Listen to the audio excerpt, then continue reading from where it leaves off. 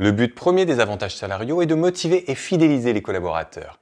Découvrons-les sans tarder. Les primes, prévues par les conventions collectives, sont des compléments de salaire versés aux salariés. En l'absence de texte conventionnel, l'employeur peut les allouer librement. C'est ce que l'on appelle un usage d'entreprise. Il y a plusieurs catégories de primes. Découvrons quelques exemples.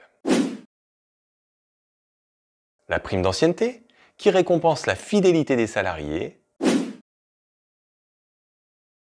Les primes de suggestion, ce sont des primes liées au travail qui compensent une servitude ou un danger. Prime de salissure ou prime de risque, par exemple. La prime d'objectif, elle est versée en contrepartie de la réalisation d'objectifs.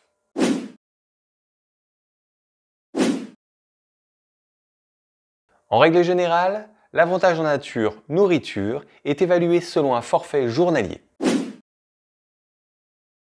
Lorsque l'employeur fournit un logement aux salariés, cela constitue un avantage en nature logement. Il est évalué mensuellement ou selon sa valeur réelle. C'est la voiture de fonction affectée aux salariés pour son travail, mais aussi pour ses activités non professionnelles. Le salarié rentre chez lui avec et l'utilise pendant ses vacances. Il existe d'autres types d'avantages en nature, tels que les avantages issus des nouvelles technologies, comme le smartphone, l'ordinateur portable ou la tablette. Les avantages en nature figurent doublement sur le bulletin de salaire, en haut du bulletin de salaire et en bas après le calcul des cotisations salariales. Le titre restaurant a été mis en place dans le but de permettre aux salariés des entreprises ne disposant pas de local de restauration sur place de pouvoir prendre leur repas à des conditions avantageuses. Aucune obligation légale n'impose à l'employeur de mettre en place au sein de son entreprise le titre restaurant. La seule obligation réside dans la mise à disposition d'un local de restauration.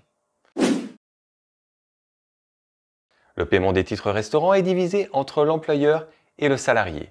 La part contributive de l'employeur doit être comprise entre 50 et 60% de la valeur du titre restaurant. Les frais professionnels sont des sommes allouées à titre de remboursement dans le cadre de frais occasionnés par le travail. L'employeur peut décider de rembourser les frais de repas de deux manières différentes. Soit par un remboursement aux frais réels sur justificatif, soit par une participation forfaitaire. Lorsque les salariés utilisent leur véhicule personnel comme moyen de transport à des fins professionnelles, une indemnité kilométrique peut être versée. Il est également possible que l'employeur participe aux frais de carburant pour indemniser le trajet domicile-travail. Et quand un salarié utilise les transports en commun pour venir travailler, l'employeur doit rembourser 50% de l'abonnement. Dans le cadre de la mobilité professionnelle, des indemnités forfaitaires destinées à couvrir les frais du salarié sont envisageables. En effet, ces frais sont considérés comme des charges inhérentes au travail et, de ce fait, ils doivent être indemnisés. Les frais engagés par un salarié en télétravail sont au même titre que les autres frais des frais professionnels. Il existe de nombreux avantages salariaux qui, notez-le bien, sont parfois considérés comme des compléments de salaire soumis à cotisation et pouvant parfois être exonérés, complètement ou en partie.